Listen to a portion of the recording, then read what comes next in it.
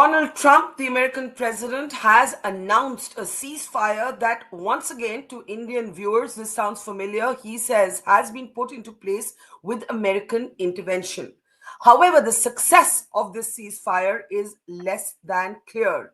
Within literally an hour or a few hours of this announcement, Israel has claimed that Tehran has broken this ceasefire and has ordered high intensity strikes on Iran.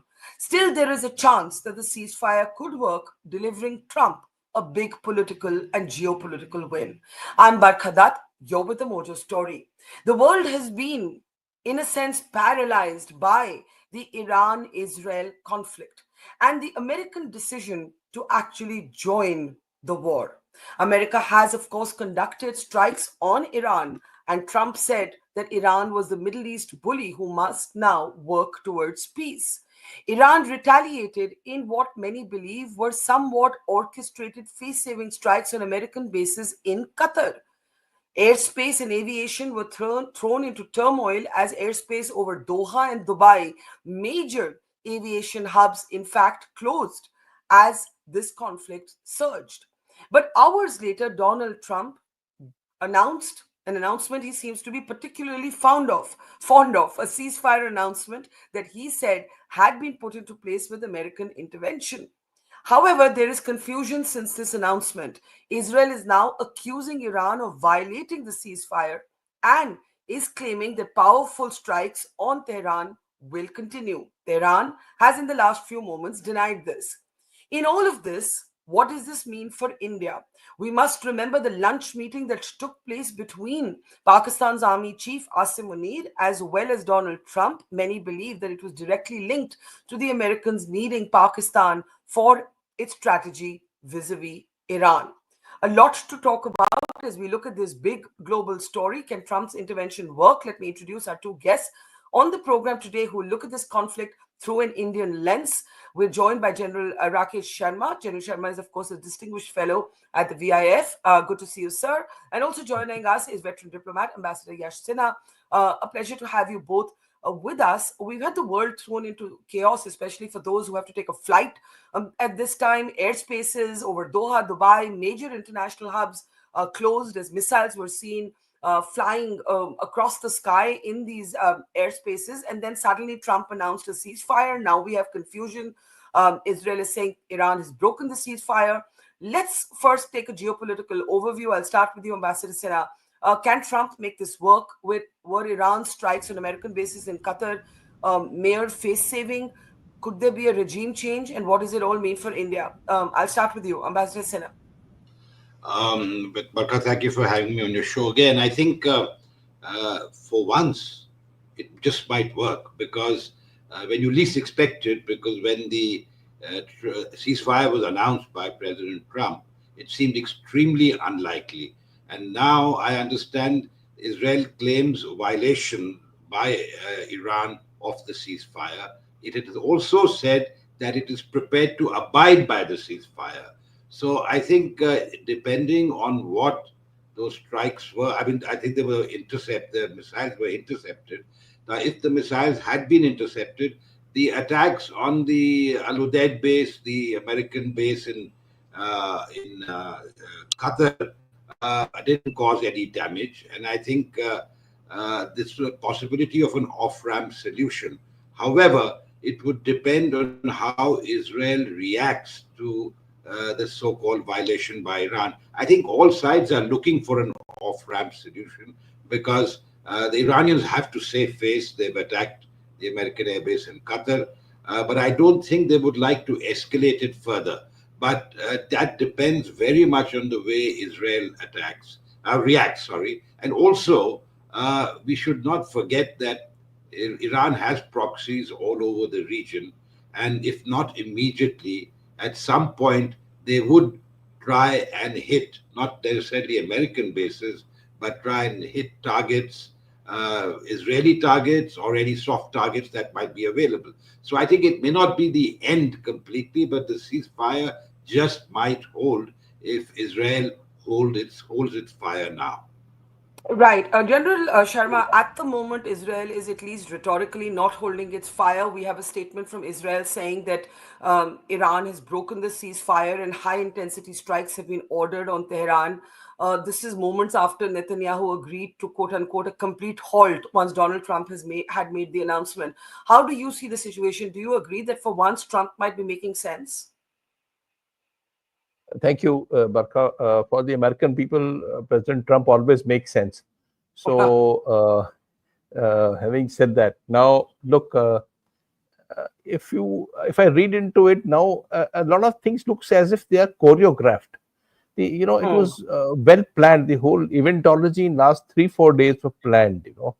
I think the Americans through back channels had informed Iran that we're going to hit you, and that allowed Iranians to remove the 400 kgs of this highly enriched 60% enriched uranium from those sites that they were thinking, which was all visible across on satellite imagery. So they removed it, and thereafter the Americans came and hit the target, and immediately thereafter the Iranians in a day informed Americans that we are going to hit Qatar and Iraq, two Mhm. places. It was well informed to the Americans, so the Americans were prepared, and they were able to down all the missiles that were fired at Qatar and at Iraq, one place, and 14 odd missiles. And thereafter, President Trump, lo and behold, says that there is going to be a ceasefire in a time frame, 6 hours, whatever. And the ceasefire was announced, and both sides agreed, and there seems to be all right.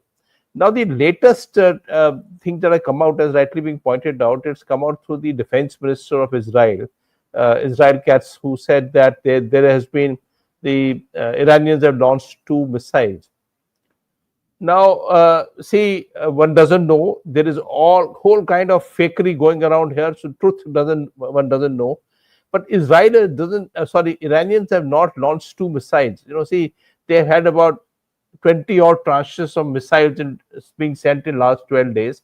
They never launched two missiles. Two missiles are no use. No, the defenders' air defense is so strong that he'll be able to take down two missiles. It's only 30-40% missiles that get through to a larger tranche of missiles being launched by Iranians. So why should Iran now, when the ceasefire is announced, launch two missiles, just two, which be rest assured between David Sling and Patriot and the Iron Dome, they will be taken down. So it doesn't stand to logic as to what Iranians were doing in last 12 days that they launched two missiles now. But lo and behold, let's wait and see what happens, because the Iranians have said that we have not launched any missiles. So one has to take it as a face value as to what is the information coming from. And this portion doesn't seem to be choreographed. It's probably that Israel has missed out an odd target that they didn't hit earlier. Hmm. So they want to go back and ek bach gaya, isko ठोक देते हैं. Then we go back Hmm. and call a ceasefire. Yeah. Basically, what I hear both of you saying is that despite these hiccups, you believe that because there's a level of, Ambassador, things being orchestrated, and Trump pretty much indicated this. He was giving kind of like a running commentary as Iran was striking American bases in Qatar, the Qatar airspace, the Dubai airspace closes briefly. And then he basically says, hey, we had a heads up. Thanks for the heads up. He was almost mocking Iran. Now, in terms of Iran's options at this time, what are they according to both of you? I'll start with you, Ambassador. I think Iran has to play its cards very carefully. Militarily, it is the weaker party, and it cannot really afford, despite what everyone says about the spirit of martyrdom, etc. They're not. They're logical people. I've dealt with them extensively. They are not going to risk an all-out war.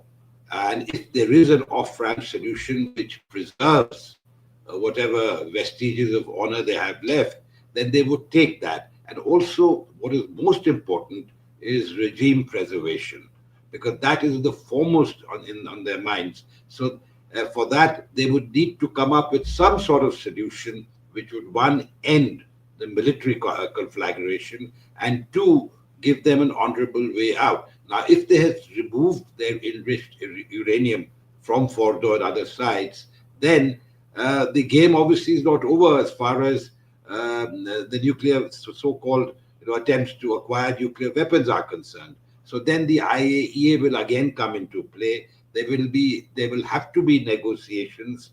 At what stage those negotiations will start will very much depend on what the off-ramp solution is right now. And I feel that there will be an off-ramp solution, but nobody really wants to escalate this further as long as Iran is prepared to negotiate later on, because we do not want that a situation develops where a few months down the line the whole thing is repeated.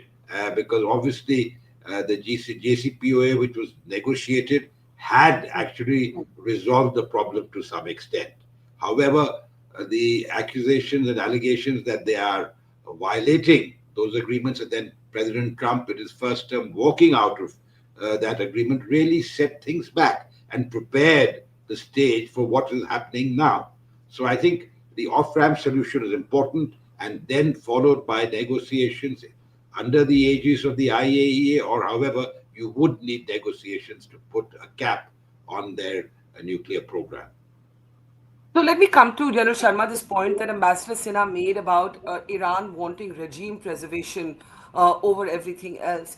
Trump, in his early remarks, seemed to be talking very clearly about a regime change, about knowing where Iran's supreme leader is, about having the capacity to target Khamenei. Do you believe the Americans will stop short of that, or do you believe they will push in this last mile for a regime change? And in that sense, we seem to be back to the future, because Trump had said that he would not get involved in foreign wars. And here he is playing regime change politics again. How do you see that?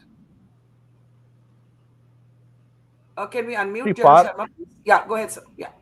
So military power and use of military force rarely brings about political solutions. The political solutions are brought about by other means than military power.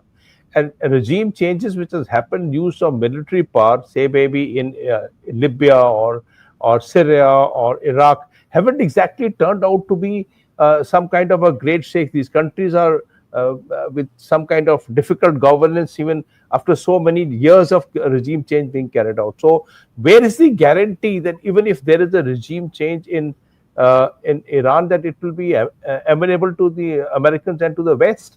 It may be, instead of a turbaned fellow, a beret fellow or a uniformed fellow will come back and take over the charge of that country. So regime change is no guarantee that tomorrow will be all good and hunky dory. That is one part. Second is that there is a regime change.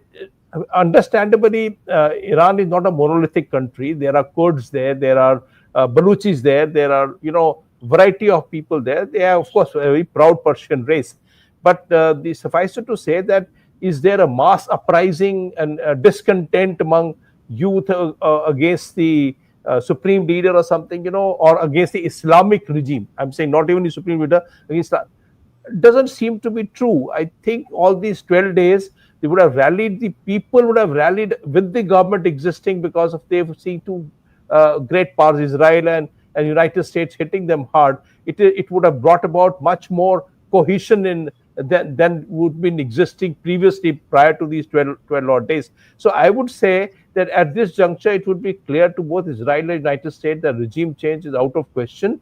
And if you take the regime out of the reckoning by using military force in any which way, because somebody has been saying we know where the supreme leader is hiding, then the fact of the matter is that the next gentleman, you don't know who will be. I know Israel has been hobnobbing with the Shah of Iran's grandchild and his son Reza Pahlavi. All those people have little following across in Iran. So I don't think at this juncture any regime change is possible. A destabilization could have been possible in case there have been some kind of riots brought about in the country, which has happened. So I to that matter, to answer you, Barkha, the regime change is, I think, a distant thing altogether, and they have to work with it. The other point I wish to raise is that what happens hereafter? What would the Iranians go ahead with the IAEA inspections? And the NPT has been a failure to them. NPT is not able to protect them at all. So would they go ahead? What would they do with this 400 kgs of 60% enriched? Maybe some kgs of 80% enriched also lying with them. Will they jettison their nuclear program if they were having one? Because there's, see, nobody has given any proof. It's like, if you go back to 2003, we said Iraq has weapons of mass destruction, and a big war took place, and no weapons of mass destruction came That's right. across. We That's now right. talk about Iranians having 400 kgs of thing. IAEA has not gone down under under Fordo. So the fact is, the truth, सच्चाई क्या है? The truth is not come out. It's like, they're asking Pahalgam, you prove to us. So here also, where is the proof that actually nuclear weapons? So I would also guess that this might give more impetus to Iran to create nuclear weapons, maybe one, two, or three in some form under one of the basements in times to come, to You're protect saying you're themselves. saying this intervention may have the exact opposite impact and may empower Iran in nuclear terms rather than dismantle it. Exactly. So what happens to North Korea? North Korea openly has it. Nobody's gone and removed North Korea's weapons from North Korea. So the fact is, it could have an effect of a long-term perspective, or more surreptitious, without the inspectors coming across there to create a device. And the historians may say that these 12 days war actually provided more impetus to Iran to go across that route. That's very interesting. Let me bring in Ambassador Sinha there, and also now let's take a look at our stand. Right, we broke with SCO consensus in the censure of the Israel strikes. We have right now a very strained rhetorical relationship with Donald Trump. He's been lunching with the Pakistan army chief. Our prime minister said thank you, but no thank you when he was asked to visit Washington on the same day. We know that Trump's outreach with Pakistan may have to do with needing Pakistan for Iran, but at the same time, we know that Israel post Pahalgam during Operation Sindoor was very unequivocal in its support and solidarity to India. So there are a lot of balls up in the air. How do you look at the Indian stand, how we have responded, how we should respond, and what the impact of some of these changing dynamics may be? If the ceasefire succeeds, even if in the long run it empowers Iran's nuclear program covertly, for now it gives Trump a chance for many hurrahs, right? So, how do you see all of this playing out from an Indian lens? I think any success would be very ephemeral because, as far as the nuclear program of Iran goes, I agree with General Sharma that this has actually provided an impetus to whoever comes. The best guarantee against Western intervention is nuclear weapons. That's quite clear. North Yeah. Korea is an example, but there are others. I mean, I think what is going to happen is that Iran now has learned its lesson in terms of covert action, in terms of trying. They claim they don't, they're not interested, they don't want nuclear weapons. But now they may come out in the open, because if they leave the NPT, for instance, then whatever the restricting clauses that they are would not exist for them. But Mhm. that may not happen, particularly since that may lead to another conflagration. But I think regime change is something that the West has done in the past and failed miserably, whether it is in Libya, whether it is in Iraq, and I dare say Syria, because we are still early days. They destabilized Bashar al Assad, got rid of him, and we've got a gentleman who's sanctioned by the UN and by the United States as the president now. So Farouk al Shara, I don't know how that is going to turn out. Can a leopard change its spots? I Mm. am not exactly sure that will happen. So I think there's a long history of failed enterprise as far as regime change is concerned. So I think India has to play its cards very carefully right now because we are beset with problems. We have Pakistan, we have Mhm. China, we have the bonhomie between Pakistan and the White House. I will use the word White House, but that is, I mean, the president. And Yeah. you have China and the US talking about deals, trade deals, etc. So I think we need to be very careful. As far as the Middle East is concerned, we have too many stakes there. We have over almost 9 million people there, of Indian origin or NRIs working there. About what 30 to 40% of our oil comes from that region, and we have all links with not only the Arab world, the Gulf states, the GCC states, but with Iran and also the wider Middle East. So we need to watch things very carefully. And We cannot afford to antagonize Israel because Israel has been really, as you said, our only, if I could put it that way, Yeah. supporter during Operation Sindoor. But at the same time, we have to see that we have stakes in Iran and in the Gulf. So we do not want any further destabilization. If even a temporary truce or a ceasefire emerges, then that would be good for not just India, but for the entire region. Whether it will hold, time will tell. And of course, we've always said we don't want another nuclear weapons power in the region, and Iran knows that. And despite that, you had the president of Iran calling our prime minister and speaking to him. So I think we will urge restraint, we will urge de escalation, as the whole world urged us when we were launching Operation Sindoor. And we hope that there would be no further escalation because that would impact us, our economy, which is the upswing, and of course our energy requirements and the lives of a lot of our compatriots working there. Right, General Sharma. Add to that in your closing remarks. So many basically tightropes to balance here, right? There's Israel, and as Ambassador Yashtina pointed out, the kind of very clear, unequivocal solidarity in Operation Sindoor came only from Israel. Literally, not that unqualified solidarity. It didn't come from any other country. But at the same time, we broke with the SCO consensus, right? So that's something to talk about. Iran has been pushing for a more categorical response from India. I don't necessarily think it's going to come, but there's also the changing dynamics. Therefore, Pakistan's renewed relevance in America's geopolitical play and a direct impact on of that on us, and how also Pakistan manages its contradictions, right? Pakistan has condemned these strikes, but may covertly be helping the Americans. It's also confusing. General Sharma. Thank you, Barkha. And I absolutely agree with what Ambassador Sinha has said. And as what you mentioned, there's a tightrope. Foreign policy had troubled times many times in our history of 7 decades. But this is one of the troubled times. We have relations Yeah. with Israel. We have relations with Iran. We just cannot jettison our relationship with Iran and with the Gulf countries. We just cannot say that the Pakistanis have now become buddies with the White House, so we can say, okay, we don't have relations with the United States. We have tremendous relationship with the United States, much larger than what Pakistanis would have. So we have a tightrope walk within all these three countries. And it is Yeah. it is not going to be easy to decide as to how. This is where strategic autonomy comes in. But strategic autonomy doesn't mean that we remain at pause off. We have to interact with all three countries. I also wish to state is about this Pakistan bonhomie with Trump, with President Trump, and also with the White House. The fact of the matter is that they have relationships. There is a deep state in United States which supports Pakistan for a very long time. Historically, there has been a support, and they do take advantage of whichever way. It is more transactional in nature.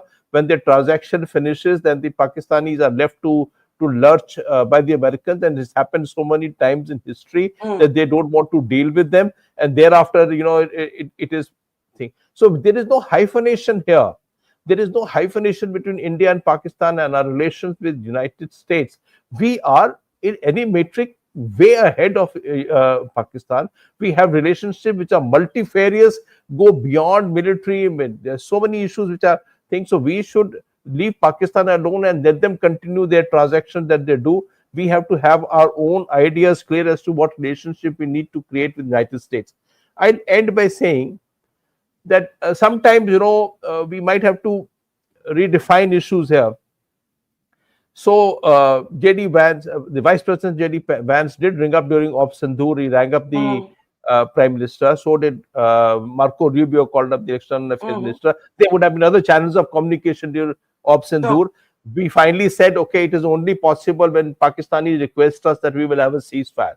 But it is not that the Americans were not involved in those 4 5 days in some back channels to say Of bring course. about peace here. So while the Americans did not broker the peace, but they did work behind the scenes, and it may be right to acknowledge that President Trump and his staff did work to bring about some kind of peace here. They did not want it to be escalated, and to do that, there were many channels of communication. So while we state that bilateralism was the one where the DGMO rang up. But to say that the Americans were not involved totally will not be right, and we need to maybe make a few amends on this one.